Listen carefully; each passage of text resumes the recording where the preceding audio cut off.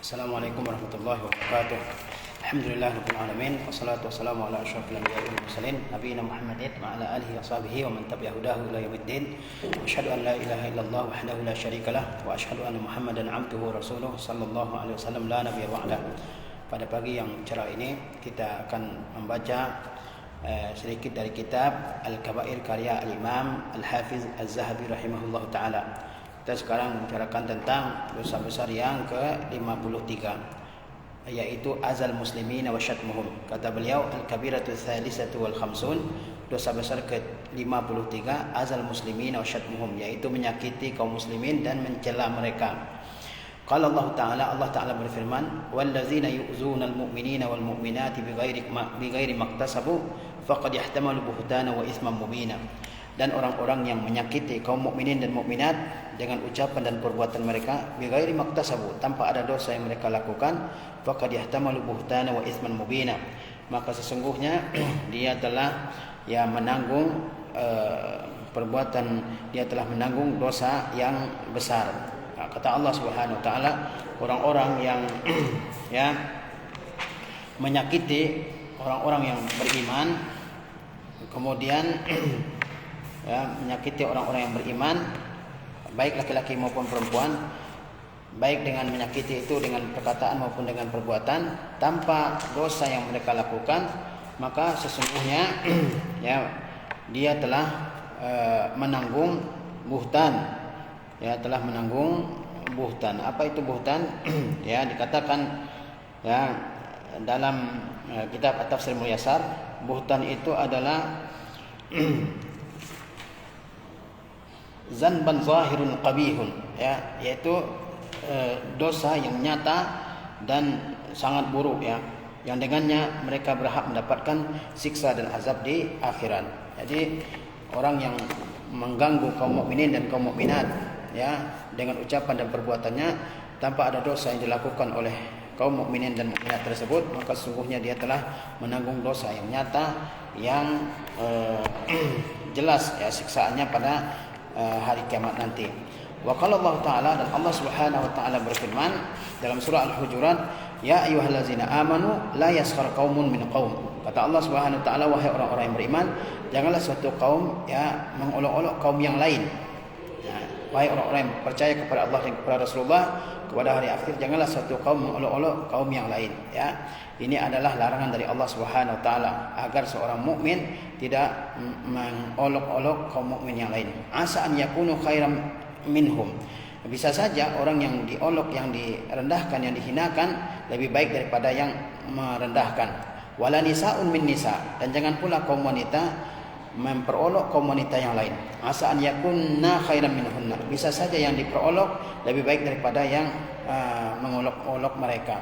Wala talmizu anfusakum, dan janganlah kalian semua menyebut sebagian kalian dengan panggilan-panggilan yang buruk. Janganlah sebagian kalian menyebut yang lain dengan panggilan yang buruk. Wala tanabazu bil alqab, dan janganlah kalian semua saling memberikan julukan-julukan yang buruk.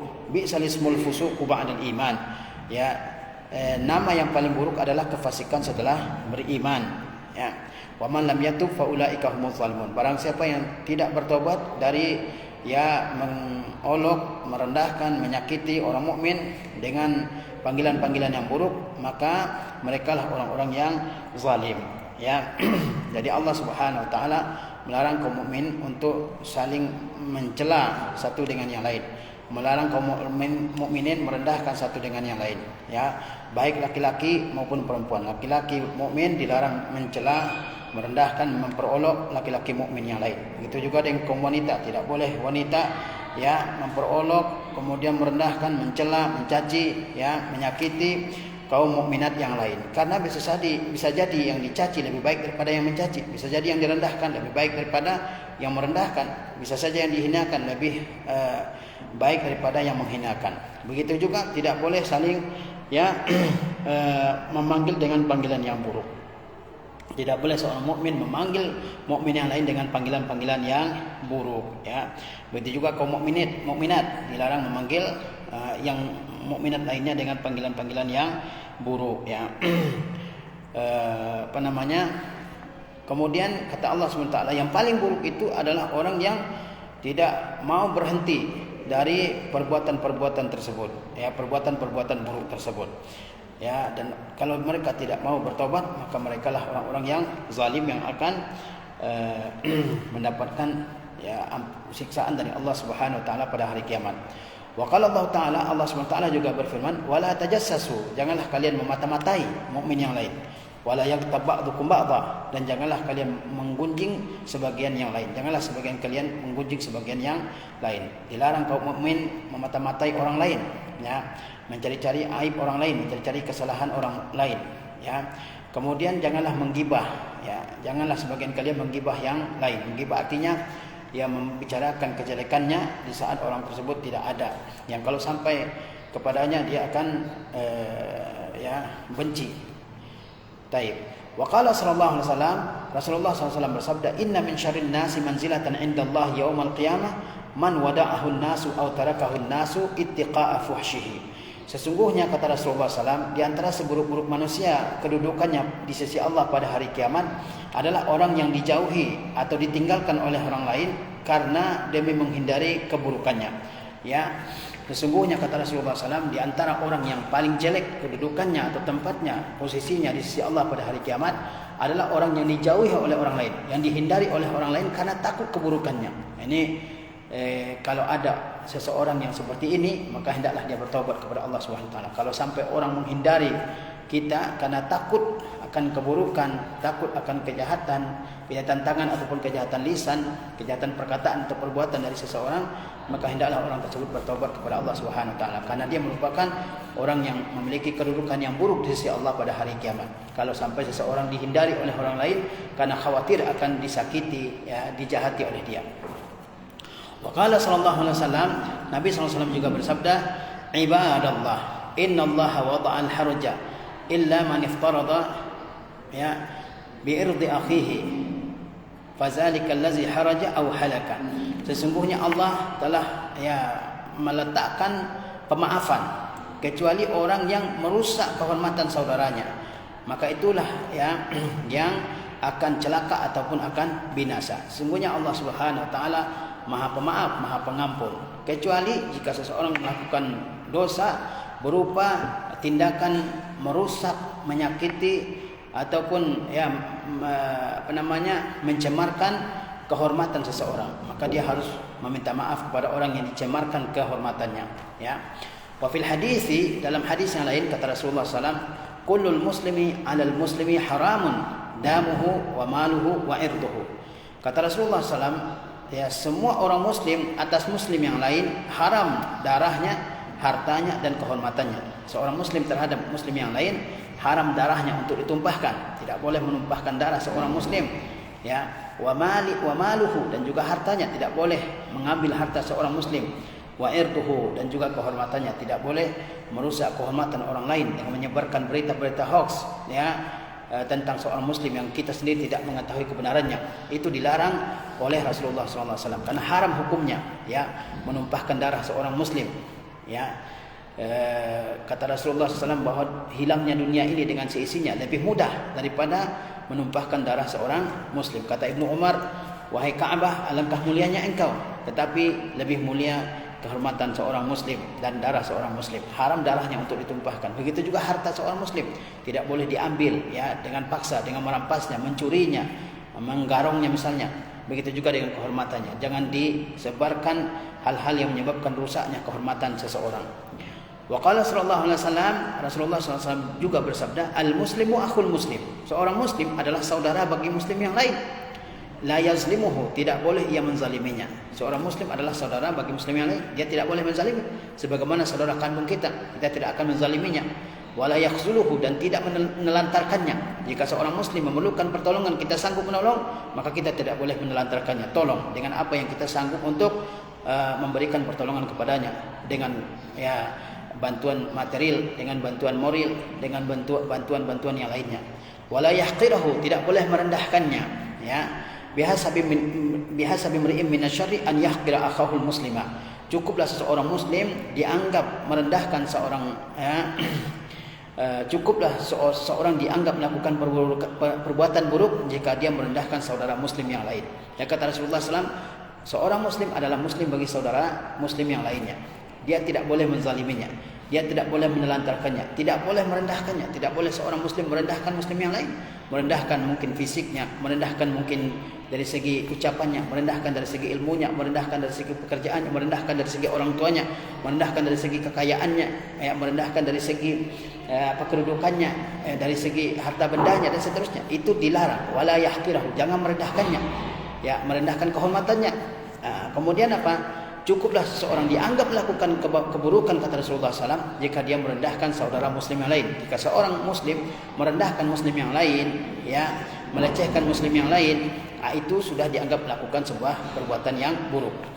Wa fihi aydan, ya, Rasulullah SAW juga bersabda, sibabul muslimi fusuqun wa qitaluhu kufrun. Kata Rasulullah SAW, mencela seorang muslim itu adalah kefasikan dan membunuhnya adalah kekufuran. Ya, mencela seorang muslim adalah perbuatan fasik, perbuatan yang melanggar aturan agama Allah Subhanahu wa taala. Karena dalam agama Islam, seorang muslim, ya, diwajibkan untuk memuliakan saudara muslim yang lain, tidak merendahkannya, tidak mencelanya, tapi memuliakannya. Wa qitaluhu kufrun, dan memeranginya adalah kekufuran. Maksudnya adalah kufur yang tidak mengeluarkan dari agama, tapi merupakan kufur yang merupakan perbuatan dosa besar. Wa an Abi Hurairah radhiyallahu anhu qala, dari Abi Hurairah semoga Allah meridainya, ia berkata, qila ya Rasulullah, dikatakan wahai Rasulullah, inna fulanatan tusallil laila wa tasumun nahara wa tu'zi jiranaha bilisaniha faqala la khaira fiha wa hiya finnar. Dari Abi Hurairah radhiyallahu anhu ia berkata, dikatakan wahai Rasulullah, sesungguhnya fulanah seorang perempuan tusallil laila, dia mengerjakan salat sunnah pada malam hari, salat malam, wa tasumun nahar, dia berpuasa pada siang hari, wa tu'zi jiranaha, namun dia menyakiti tetangganya dengan lisannya. Ya, faqala, maka Rasulullah SAW bersabda, la khaira fiha, tidak ada kebaikan padanya, hiya finnar, dia masuk neraka. Rasulullah SAW ditanya, ada seseorang wanita, dia rajin mengerjakan salat pada malam hari, ya, dia berpuasa pada siang hari, banyak ibadah-ibadah sunnah yang dia lakukan, namun ada kekurangannya, ada dosa yang dia lakukan, yaitu dia sering menyakiti tetangganya dengan lisannya. Mungkin dia mencela tetangganya, merendahkan tetangganya, menggibahi tetangganya, ya, mencari-cari aib tetangganya dan sebagainya. Kata Rasulullah, la khaira fiha, tidak ada kebaikan sama sekali pada wanita tersebut, dia masuk neraka. Ya, sahahahu al-Hakim, disahihkan oleh al-Hakim dalam al-Mustadrak. Wa fil hadisi aydan, dalam sebuah hadis juga disebutkan, uzkuru mahasina mautakum wa kufu an masawi'a wa kufu an masawi'ihim. Kata Rasulullah SAW, sebutkanlah kebaikan-kebaikan orang yang telah meninggal di antara kalian, dan tahanlah lisan kalian dari menyebutkan keburukan-keburukannya. Seorang mukmin diperintahkan untuk menyebutkan kebaikan-kebaikan orang yang hidup, apalagi orang yang telah meninggal dunia, di mana kita tidak bisa lagi meminta maaf kepadanya. Maka kita harus, ya, menahan diri dari menyebutkan aib-aibnya, ya, kekurangan-kekurangannya selama dia hidup di dunia. Ya, kata Rasulullah SAW, sebutlah kebaikan-kebaikan orang yang telah meninggal di antara kalian, jangan disebut-sebut lagi. Ya, kebaikan-kebaikan orang yang telah meninggal di antara kalian, itulah yang patut disebutkan. Dan tahanlah lisan kalian dari menyebutkan keburukan-keburukan yang pernah mereka lakukan. Ya, jika ada seorang muslim yang telah meninggal dunia, maka kita yang ada di dunia ini yang masih hidup, hendaklah kita menyebutkan kebaikan-kebaikan yang telah dilakukan oleh muslim yang telah meninggal tersebut. Jangan keburukan-keburukannya yang disebutkan. Ya, hendaklah kita menahan lisan kita dari menyebutkan keburukan-keburukannya. Terkadang di suatu masyarakat, ya, tersebar budaya menyebutkan keburukan-keburukan orang. Ya, ketika dia ngobrol, yang disebut adalah keburukan-keburukan orang, dan terkadang yang disebutkan adalah keburukan orang yang telah meninggal dunia. Bahkan di hadapan anak-anaknya, di hadapan istri orang yang telah meninggal dunia tersebut, dulu bapakmu pernah melakukan ini, dulu bapakmu pernah melakukan ini, dulu bapakmu suka mencuri, dulu bapakmu suka berbuat onar, dulu bapakmu pemabuk dan sebagainya. Ya. Barangkali orang yang telah meninggal itu sudah bertaubat dari dosa tersebut. Ya, kita tidak tahu. Ya, oleh sebab itu jangan disebutkan, ya, keburukan-keburukan oleh orang yang telah meninggal dunia. Sebutkan kebaikan-kebaikannya. Tentu kebaikan-kebaikan yang kita ketahui. Ya, jangan diada-adakan juga, jangan berbohong juga demi menyenangkan hati anaknya atau istrinya. Tidak, kebaikan yang kita ketahui, yang benar-benar kita ketahui.